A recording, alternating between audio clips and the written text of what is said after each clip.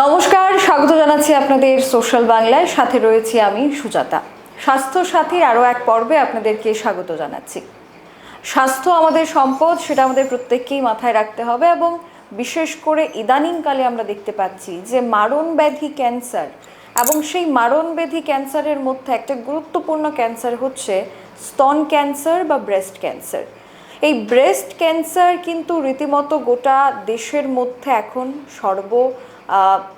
বৃহৎ বা আমরা বলতে পারি সবচাইতে বেশি সংখ্যায় মহিলারা আক্রান্ত হচ্ছে, এবং ত্রিপুরাতেও তার কমতি নেই।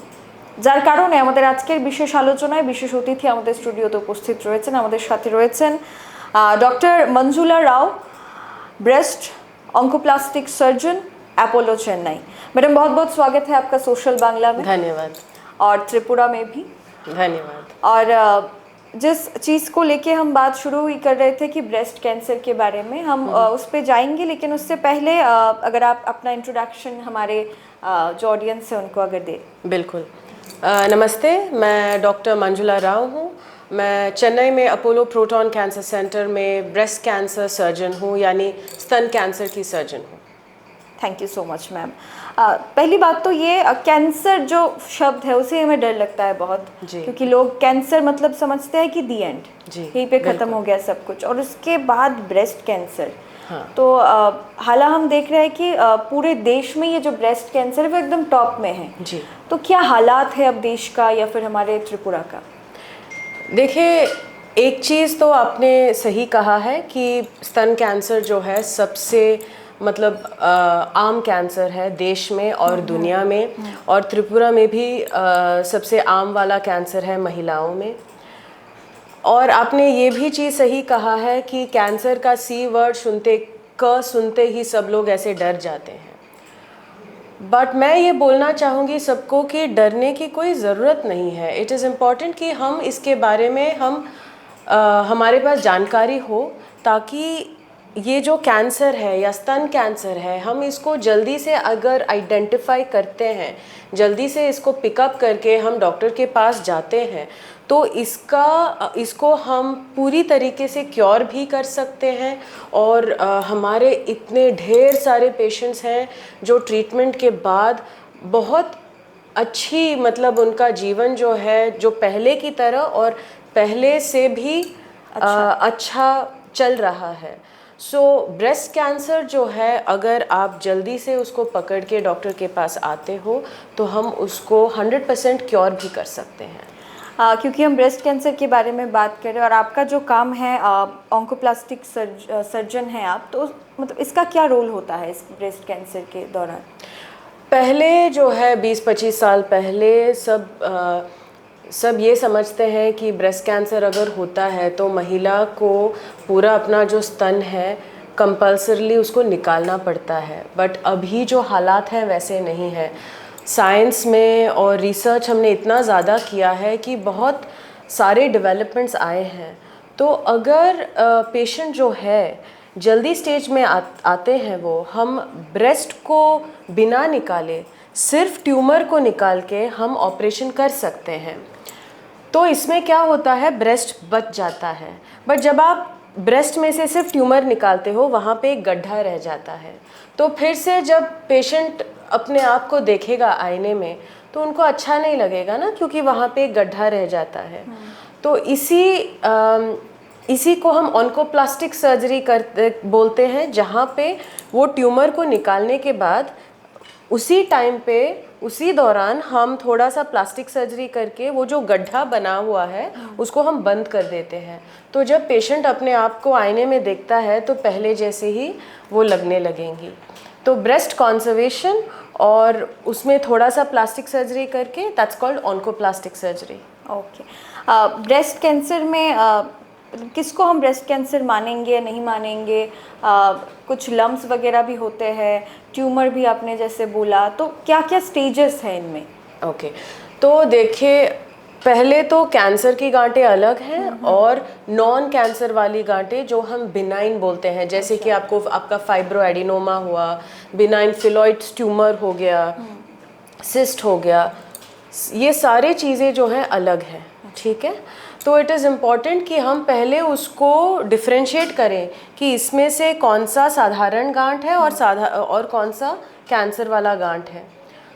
90% के जो पेशेंट्स आते हैं गांठ लेके, स्पेशली जो कम उम्र की होती हैं 40 साल के पहले, मोस्ट ऑफ द टाइम वो नॉन कैंसर वाला गांठ ही होता है। बट ऐसे भी 20 या 25% महिलाएं हैं 40 उम्र से कम जिनमें कैंसर हो सकता है। That's why it is important कि जब भी कोई अपने स्तन में गांठ वो नोटिस करते हैं तो तुरंत जाके एक डॉक्टर को दिखा दीजिएगा। हम थोड़े से टेस्ट करेंगे, जैसे कि अल्ट्रासाउंड, कई लोगों में मैमोग्राम भी हो सकता है, और फिर एक बायोप्सी करेंगे। वो करने के बाद हमें पता चलेगा कि ये कैंसर की गांठ है कि साधारण गांठ है। और ये जो आपने उम्र की बात की, तो ये क्या किसी भी एज के महिलाओं को हो सकती है? अगर आप रिसर्च में देखोगे तो बोलते हैं कि स्तन का कैंसर जो है एडवांस स्टेज में आता है, मतलब 50 इयर्स के बाद।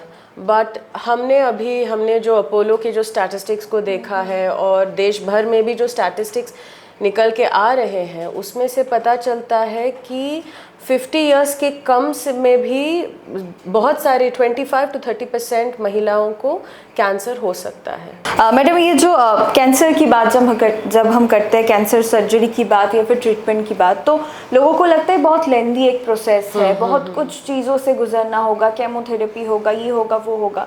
तो इन दिनों, क्योंकि हम एडवांस्ड हो गए बहुत, तो इन दिनों क्या क्या इस ब्रेस्ट कैंसर का ट्रीटमेंट, क्या क्या ऑप्शन है, किनके पास, कौन से स्टेज के लिए आप लोग कौन सा ऑप्शन चूज़ करते हैं?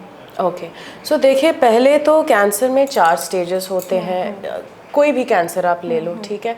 जो स्टेज 1 होता है वो सबसे जल्दी वाला स्टेज होता है, और स्टेज 4 काफ़ी मतलब एडवांस्ड होता है।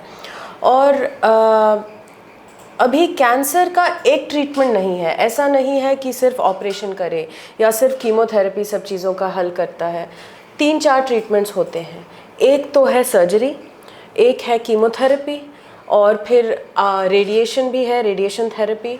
और ब्रेस्ट कैंसर में ऐसे थोड़े लोग होते हैं जिसको हम एक एडिशनल हार्मोनल थेरेपी भी देते हैं, जो एक गोली के फॉर्म में हम देते हैं। अभी किसको कौन सा ट्रीटमेंट हमें करना है, दैट डिपेंड्स ऑन कि वो कौन से स्टेज में हमारे पास आ रहे हों। जैसे कि कई लोगों को सिर्फ ऑपरेशन की ज़रूरत पड़ सकती है और फिर हार्मोनल थेरेपी, कई लोगों को तीनों की ज़रूरत पड़ेगी, और कई लोगों को कीमोथेरेपी। अगर बहुत एडवांस स्टेज में आएंगे तो फिर ऑपरेशन की भी मतलब रोल रहती नहीं है। तो कौन से स्टेज में वो आ रहे हैं उसको देख के हम डिसाइड करेंगे कि क्या क्या ट्रीटमेंट्स इनको लेना है। और आपने कहा कि क्या ये बहुत लेंथी ट्रीटमेंट है। देखिए, इस पे तो मैं झूठ नहीं बोलूँगी। जो कैंसर का ट्रीटमेंट है कम से कम 6 महीने या 9 महीने हो सकता है, कई पेशेंट्स में 1 साल से भी ज़्यादा हो सकता है। ये किसके ऊपर निर्भर करता है अगेन, कि ये कौन से स्टेज में हमारे पास आ रहे हों, ठीक है। तो बेस्ड ऑन दैट, बट ऐसा है कि इट्स नॉट नेसेसरी कि पूरा साल या 6 महीना उनको, अगर चेन्नई आ रहे हों तो चेन्नई में ही रह के ट्रीटमेंट लेना है। तो हम ऐसे उनका ट्रीटमेंट शुरू करके, जैसे कि कीमोथेरेपी है, तो हम बोलते हैं ठीक है, ये कीमोथेरेपी आपका रेजिमेन है, ऐसे ऐसे आपको लेना है। और जहाँ से भी वो है, जैसे कि त्रिपुरा या कोलकाता या कहीं और, हम उसको भेज देते हैं प्रोटोकॉल के साथ, और वहाँ के रहने वाले डॉक्टर के साथ एक कनेक्ट बना के हम देते हैं ताकि वहाँ पे वो कीमोथेरेपी ले सके। ऑपरेशन के लिए वो हमारे इधर आते हैं।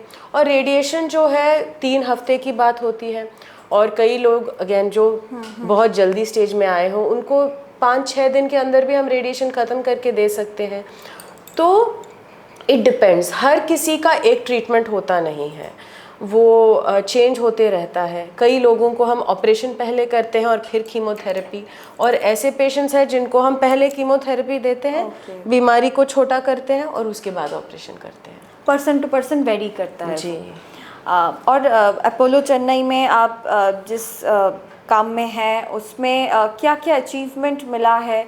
अगर हम अचीवमेंट की बात करें तो लोग घर जाके उसके बाद उन्होंने अपने आप को देखा, उसके बाद वो अपना लाइफस्टाइल बहुत अच्छे से बिता रहे हैं, तो मतलब क्या रेट है उसका अगर हम पूछे तो? आई वुड लाइक टू से 100%, ओके, बट किसी भी चीज़ का 100% होता नहीं है, so let's take it as 99%। और ये मैं अपने आप को ऐसे या हॉस्पिटल को बड़े करने के लिए मैं बोल नहीं रही हूँ।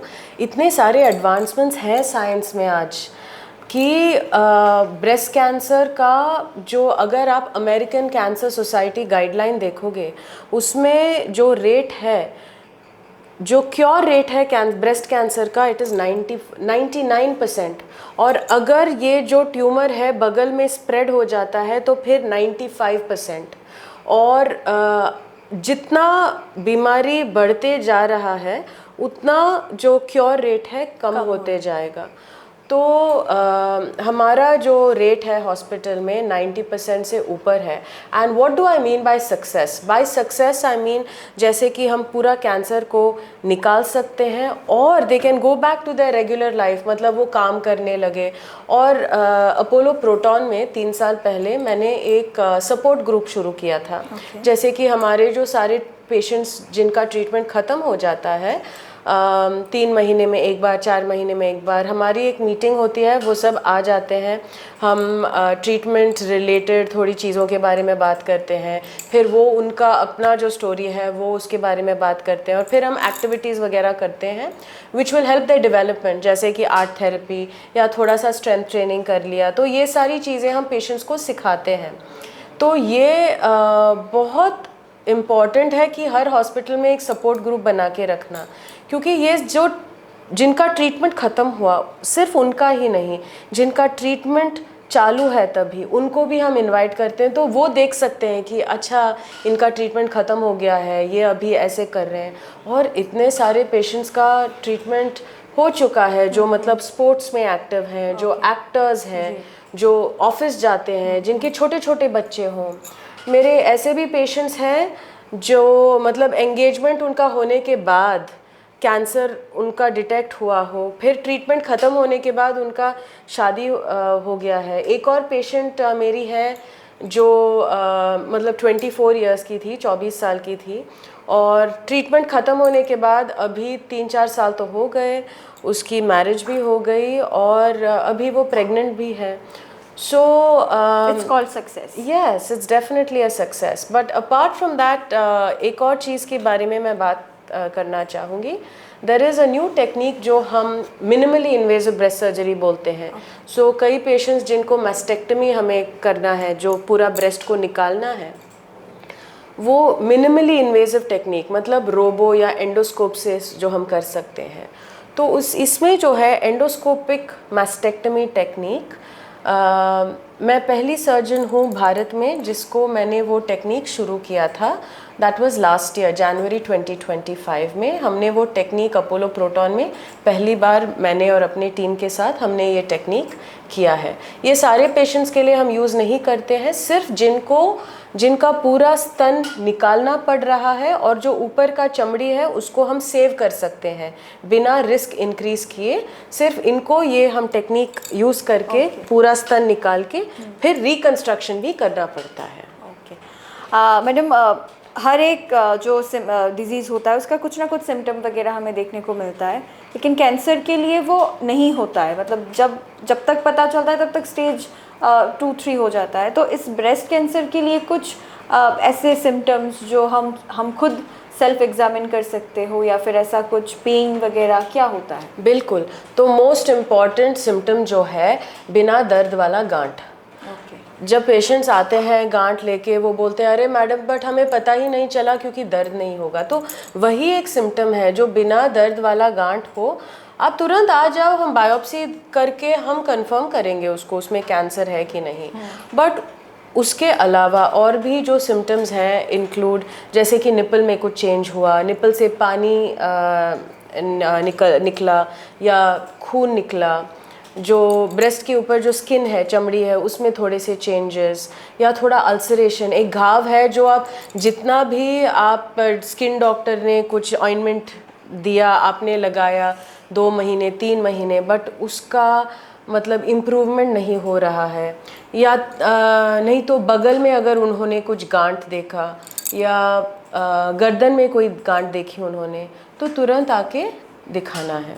मतलब पेन होगा ये ज़रूरी नहीं है। नहीं, पेन जो होता है काफ़ी एडवांस्ड होने के बाद, एडवांस स्टेजेस में ही उनको पेन वो महसूस कर सकते हैं, नहीं तो बिल्कुल पेनलेस है। Thank you so much madam, बहुत कुछ जानकारी हमें मिली। एक जो हमारे दर्शक हमें देख रहे हैं, जो महिलाएं हमें सुन रही है, उनके लिए आप क्या कुछ टिप्स देना चाहेंगे कि महिलाओं को क्या क्या करना होगा ताकि जो सेफ़ है वो सेफ़ रहे, या फिर उनको अर्ली स्टेज में पता चले, या फिर जो इस ब्रेस्ट कैंसर से गुजर चुके हैं दोबारा वो ना हो, तो क्या क्या टिप्स आप उनको देना चाहेंगे? तो 3-4 टिप्स हैं और ये मैं हर किसी को बोलती हूँ। एक है कि आप हर महिला 15-16 साल के बाद हर महीना अपने स्तन का आपको अपने आप चेकअप करना है, जिसको हम सेल्फ ब्रेस्ट एग्जामिनेशन बोलते हैं। आप ऑनलाइन देख लीजिए ये सेल्फ ब्रेस्ट एग्जामिनेशन कैसे करना है, विस्तार से दिया हुआ है बहुत सारे वेबसाइट्स में, तो आप देख लिए। हर महीना पीरियड के ख़त्म होके 1 हफ्ते के बाद बेस्ट टाइम रहेगा अपने आप को चेक करना। और जिन महिलाओं में पीरियड उनका जो महीना है होता नहीं है, बंद हो चुका है, महीने में किसी भी एक दिन आप चेक करना। इससे क्या होता है, माइंडफुलनेस होता है, अवेयरनेस रहता है, उनको पता रहता है कि हमारा नॉर्मल क्या है। तो नॉर्मल पता चलने पे अगर उसमें कुछ भी चेंज आता है, हाँ एबनॉर्मेलिटी, वो उसको पकड़ पाते हैं। ठीक है। दूसरी चीज़ है स्क्रीनिंग, ब्रेस्ट कैंसर स्क्रीनिंग। तो हर महिला जो 40 उम्र के बाद हर साल इट इज़ इम्पॉर्टेंट कि आप एक मैमोग्राम कराएं, जहाँ भी हो एक मैमोग्राम कराएं और एक ब्रेस्ट स्पेशलिस्ट या गायनेकोलॉजिस्ट को एक बार आप जाके दिखाएं। That is very very important. और जो जिनकी उम्र 40 से कम हो, आपको एटलीस्ट साल में एक बार एक डॉक्टर को जाके दिखाएं जो ब्रेस्ट को एग्जामिन करके ये देख सकते हैं कि सब कुछ नॉर्मल है कि नहीं। इट इज़ वेरी इंपॉर्टेंट कि आपको अपना फैमिली हिस्ट्री पता रहे कि किस किस को कौन कौन सी बीमारी है, किस किस को कैंसर हुआ है और किस टाइप का कैंसर हुआ है। क्योंकि ये जानकारी हमारे पास अगर रहता है तो हम चाहिए तो जेनेटिक टेस्टिंग एट्सेट्रा करवा के उसके लिए जो भी टेस्टिंग वगैरह करना है हम करवा सकते हैं। चौथी चीज़ ये है कि प्लीज़ इट इज़ इम्पॉर्टेंट कि हम सब एक्टिव रहें, एक्सरसाइज करते रहें, ठीक से खाएं, मतलब not a lot of red meat, बाहर प्रोसेस्ड फूड ज़्यादा ना खाएं, शक्कर जो है स्वीट वो सब हम कम करें ताकि for overall good health. Smoking बंद करें, अल्कोहल इन मॉडरेशन, और अगर बंद कर सकते हो तो अगर ये सारी जो अच्छी हैबिट्स हैं हम अपने लाइफस्टाइल में इनकॉर्पोरेट करें तो overall health, be it cardiovascular diseases, diabetes, cancer, इन सब की जो श्रृंखला है कम होती है। और द फाइनल थिंग जो मैं आप सबको बोलना चाहूँगी ये है कि प्लीज़ आप डरना मत। इट इज़ इम्पॉर्टेंट कि हम अवेयर रहें, हमारे पास सारी जानकारी होनी चाहिए ताकि अगर हम कुछ एबनॉर्मलिटी देखते हैं तो तुरंत डॉक्टर के पास जाते हैं, बट घबरा के घर में आप बैठना मत। बिल्कुल। एक तो है ये कैंसर क्या है, ब्रेस्ट कैंसर का कैसे ट्रीटमेंट होता है, और मैडम ने जैसे बोला कि हमें क्या करना चाहिए। बहुत बहुत शुक्रिया मैडम हमें जानकारी देने के लिए। আমাদের সাথে এতক্ষণ পর্যন্ত আমাদের স্বাস্থ্যসাথীর আজকের এই পর্বে উপস্থিত ছিলেন ডক্টর মঞ্জুলা রাও।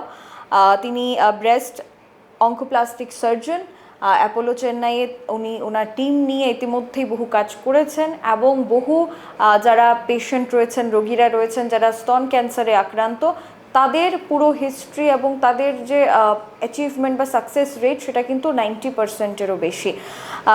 और एक बार शुक्रिया मैडम आपको। Thank you very much for having me. ধন্যবাদ জানাচ্ছি সবাইকে। এখনকার মতো বিদায় নেব। নমস্কার।